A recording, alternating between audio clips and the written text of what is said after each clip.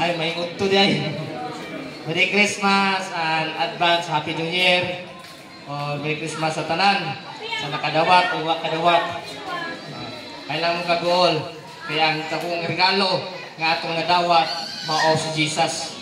Muna pinaka dili nato mabayran. That is a priceless that Jesus is our gift sa atuang kinabuhi. Taliwala sa mga crisis, gipit, sa sitwasyon, sa politika, o sa tuwang income, sa tuwang pangabuhi. Pero ang wala na, ang wagid na usab, ang Dios sa atuang kinabuhi. Wala na ito limtang yun, nga matag trabaho, negosyo, unsa atong gisudlan, unsa atong kinabuhi. Di na ito kalimtan, karon mao ang paghatag o pagpasalamat. Matod pa sa akong interview gahapon sa plaza, what is all about Christmas is all about giving and love and forgiving. Pasayloan na itong nakasala sa inyo ha. Itong i-mention ganun na itong mga kabit. Pasayloan na po ito yung mga kabit. Ayun na ito abaya. Ano lang. Ngayon, let us pray. Manindog ng tanan. Karoon pag-ampo. Sa ngalan, samahan, o sa anak, o sa Espiritu Santo. Lord Jesus, aniya kami natapos ang among Christmas party. Kani nga party nga itabo karon Lord, that is our manifestation nga kami nagpasalamat sulod sa ka tuig nga ikaw maayo nga Dios sa among kinabuhi. Busa Lord, ginaday, ginasimba ka namo, ginapasalamatan. Karon Lord Jesus, matag usa aniya karon imo ni silang tatakan, tabunan ug siliwan, patikan sa imong gamhanang balang dugo.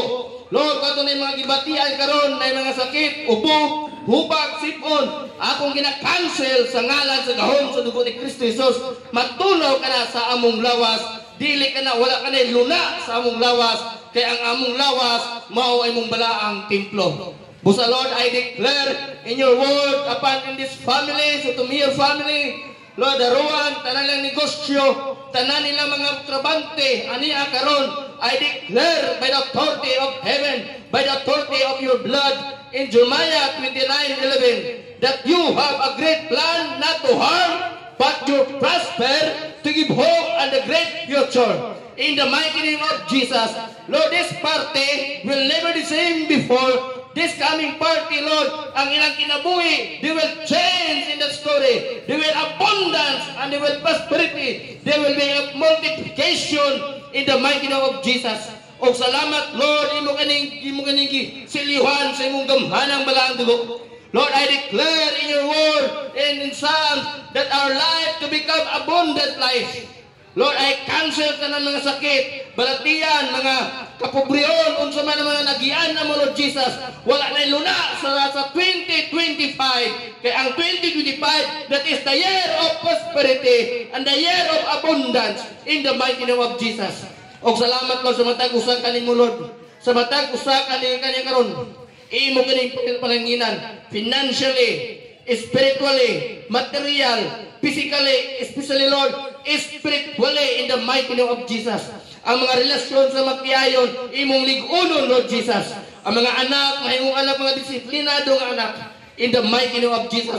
Labaw, Lord, kayo nag-host, ani panimalay, antibok ng negosyo, imo ka nang gikural o gikordon sa imong damhanang balang dugo. Nga, Lord, dili ka na, do it straight and consistent success in this business, Lord. Kaya ikaw nang ingon sa imong pulong sa Corinthians, the more we gave, the more we receive. Kung nagtanom kami gliso, muani kami sinako. In the mighty name of Jesus. Ingon ka sa Galatians 6:7. Kung unsa among gitanom, mao among anihon.